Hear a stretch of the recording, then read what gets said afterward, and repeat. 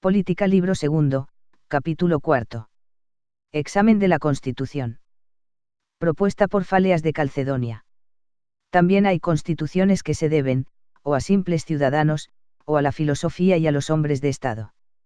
No hay una que no se aproxime a las formas recibidas y actualmente en vigor mucho más que las dos repúblicas de Sócrates. Solo éste se ha permitido esas innovaciones de la comunidad de las mujeres y de los hijos y de las comidas en común de las mujeres, porque todos se han ocupado más bien de cosas esenciales.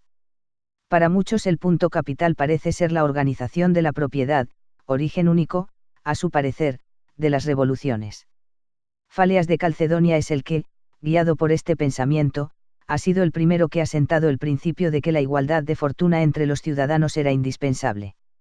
Le parece fácil establecerla en el momento mismo de constituirse el Estado, y aunque menos fácil de introducir en los estados que cuenten largo tiempo de existencia, tampoco es imposible en su opinión, si se prescribe que los ricos den dotes a sus hijas, sin que los hijos reciban nada, y que los pobres reciban y no den.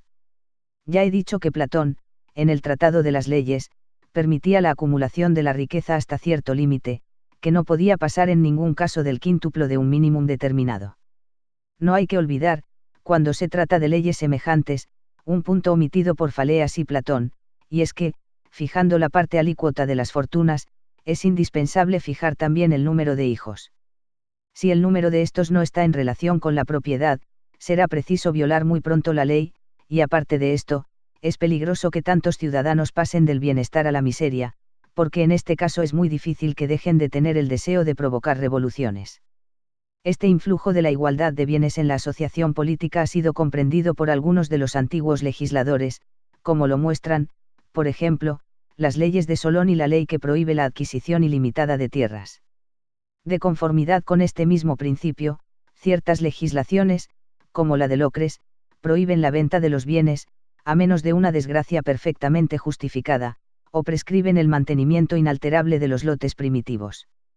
La abrogación de una ley de este género en Leucade cambió la Constitución haciéndola completamente democrática, porque desde aquel acto se pudieron obtener las magistraturas sin las condiciones del censo que antes se exigían. Pero esta igualdad misma, si se la supone establecida, no impide que el límite legal de las fortunas pueda ser o demasiado lato, lo cual produciría en la ciudad el lujo y la molicie, o demasiado limitado, lo cual sería muy molesto para los ciudadanos. Y así no basta que el legislador haga que las fortunas sean iguales, sino que es preciso que procuren sean de debidas proporciones. Pero nada se ha adelantado con haber fijado esta medida perfecta para todos los ciudadanos, puesto que lo importante es, no nivelar las propiedades, sino nivelar las pasiones, y esta igualdad solo resulta de la educación establecida mediante buenas leyes. Fáleas podría responder, que esto es precisamente lo que él ha dicho, porque a su parecer las bases de todo Estado son la igualdad de fortuna y la igualdad de educación. Pero ¿en qué consistirá esta educación? Esto es lo que importa saber. Tiene que ser una y la misma para todos, pero puede ser una y la misma para todos los ciudadanos, y sin embargo ser tal que dé por resultado una insaciable sed de riquezas o de honores, o ambas cosas a la vez. Además, las revoluciones nacen lo mismo de la desigualdad en los honores que de la desigualdad de fortuna.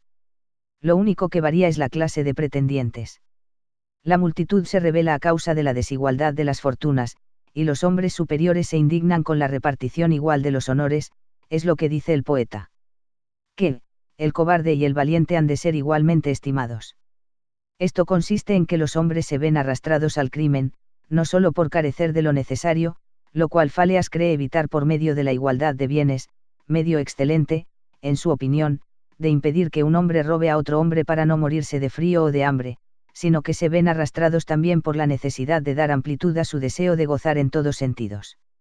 Si estos deseos son desordenados, los hombres apelarán al crimen para curar el mal que los atormenta, y yo añado, que no solo por esta razón se precipitarán por semejante camino, sino que lo harán también, si el capricho se lo sugiere, por el simple motivo de no ser perturbado en sus goces. ¿Y cuál será el remedio para estos tres males? En primer lugar, la propiedad, por pequeña que sea, después el hábito del trabajo, y por último la templanza, mas el que quiera encontrar la felicidad en sí mismo, no tiene que buscar el remedio en otra parte que en la filosofía, porque los demás placeres no pueden tener lugar sin el intermedio de los hombres. Lo superfluo, y no lo necesario, es lo que hace que se cometan los grandes crímenes. No se usurpa la tiranía para librarse de la intemperie, y por el mismo motivo las grandes distinciones están reservadas, no para el que mata a un ladrón, sino para el homicida de un tirano. Y así el expediente político propuesto por Fáleas solo es una garantía contra los crímenes de poca importancia. Por otra parte, las instituciones de Fáleas solo afectan al orden y a la felicidad interiores del Estado, y era preciso proponer también un sistema de relaciones con los pueblos vecinos y con los extranjeros. El Estado tiene precisamente necesidad de una organización militar, y Fáleas no dice sobre esto ni una sola palabra. Igual olvido ha cometido respecto a las rentas públicas, deben alcanzar, no solo para satisfacer las necesidades interiores, sino también para evitar los peligros de fuera. Y así no sería conveniente, que su abundancia provocase la codicia de vecinos más poderosos que los poseedores, que serían demasiado débiles para rechazar un ataque, ni que su escasez impidiese sostener la guerra contra un enemigo igual en fuerzas y en número. Fáleas guardó silencio sobre este punto, y es preciso convencerse de que la extensión de los recursos es un punto importante en política. El verdadero límite es quizá, que el vencedor no encuentre jamás medio de indemnizarse de los gastos de la guerra en la riqueza del pueblo conquistado, y que ésta no pueda producir ni aun a enemigos más pobres lo que por este motivo hayan gastado. Cuando Autofradates puso sitio a Tarnea, Eubolo le aconsejó que calculara el tiempo y el dinero que iba a gastar en la conquista del país, y considerara si no le resultaría mayor ventaja en abandonar el sitio, prometiendo por su parte evacuar inmediatamente a Tarnea, previo el pago de una indemnización muy inferior a aquellos gastos. La advertencia hizo reflexionar a Autofradates, y desistió inmediatamente de su empeño. La igualdad de fortuna entre los ciudadanos sirve perfectamente, lo confieso, para prevenir las disensiones civiles, pero a decir verdad este medio no es infalible, porque los hombres superiores se irritarán al verse reducidos a tener lo mismo que todos, y esto será con frecuencia causa de turbaciones y revueltas. Además, la avidez de los hombres es insaciable, al pronto se contentan con 2 óbolos, pero una vez que han formado un patrimonio, sus necesidades se aumentan sin cesar, hasta que sus aspiraciones no conocen límites, y aunque la naturaleza de la codicia consiste precisamente en no tener límites, los más de los hombres solo viven para intentar saciarla.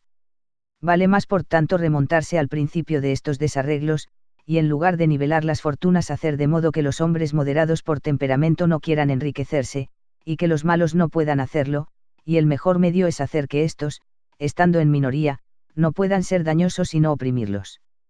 Fáleas se ha equivocado también al llamar igualdad de fortunas a la repartición igual de tierras, única de que se ocupa, porque la fortuna comprende también los esclavos, los ganados, el dinero, y toda la propiedad que se llama mueble.